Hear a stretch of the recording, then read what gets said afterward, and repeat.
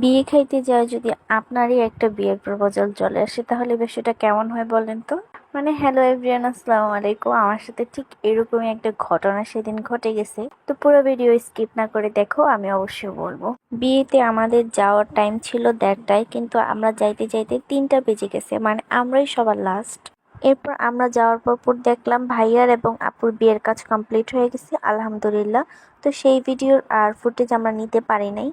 এরপর ভাইয়া আর আপুকে খাওয়া দাওয়া করতে বসানো হয়েছে। তো আমি আম্মু লেট না করে আমরাও বসে পড়ছে খাওয়া দাওয়া করতে।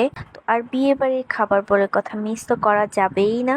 এরপর হচ্ছে এই রোস্টটা, এই রোস্টটা এতটা মজা হয়েছে বলার মতো না। আমি ভিডিও এডিট করতেছি, এখন আমার অনেক মুখে পানি চলে আসছে, এরকম একটা অবস্থা। খুবই লোভনীয় হয়েছে খাবারটা, মারাত্মক। তো আমি তো খেয়ে ফেলছি, আম্মু, আমি, তারপর আমার ছোট ভাই, আমরা তিনজনই খাওয়া শুরু করে দিছি। হ্যাঁ, আজকে বিয়েতে আসার আমার এই লুকটা আপনাদের কাছে কেমন লেগেছে অবশ্যই কমেন্ট করে জানাবেন।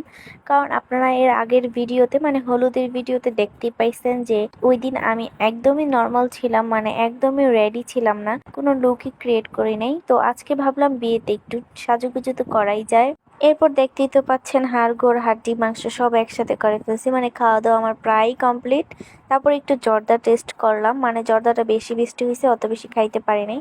আর খাওয়ার পরে যদি একটু মজু কিংবা কোক না খাই তাহলে তো আমার একদমই চলে। এরপর খাওয়া দাওয়া কমপ্লিট করে আম্মু আর আমি এখানে এসে বর এবং বউয়ের সালামিটা দিয়ে দিছি, কারণ আর বেশিক্ষণ লেট করা যাবে না। তারপর আমরা চলে গেছি বর অ্যান্ড বউয়ের সামনে। তো চলেন আপনাদেরকে ভাইয়াকে এবং আপুকে দেখানো যাক। এই হচ্ছে ভাইয়া আর আপু। আমার এখানে ভিডিওটা একটু বেশি ঝুম হয়ে গেছে। তো এখানে দেখতেই পাচ্ছেন ভাইয়া আপু বসে আছে, আর এই পাশে বসেছিল বর পক্ষের মানুষ, হচ্ছে ছেলেদের বাড়ি থেকে যারা যারা আসছে তাদের সব মেহমান। আর অপর সাইডে বসেছিল শুধু মেয়েদের মানুষ। এরপর আপু এবং ভাইয়ারও খাওয়া দাওয়া শেষ, এবার চলে যাব হচ্ছে ভাইয়ার হাত ধোয়াইতে। তো সেটার ভিডিও আপনাদেরকে ভয়েসে শোনাবো এখনই।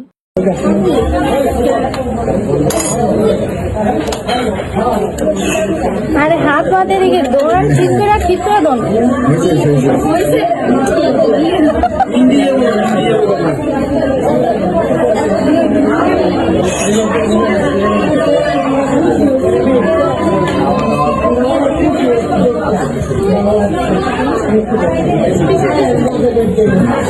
এরপর দেখতেই তো পেলেন ভাইয়ার হাত একদম ভালোভাবে ধোয়াই দিলাম, কিন্তু আপু মাঝখান দিয়ে বলতেছিল পারিয়া হইছে হইছে আর ভরায়ও না।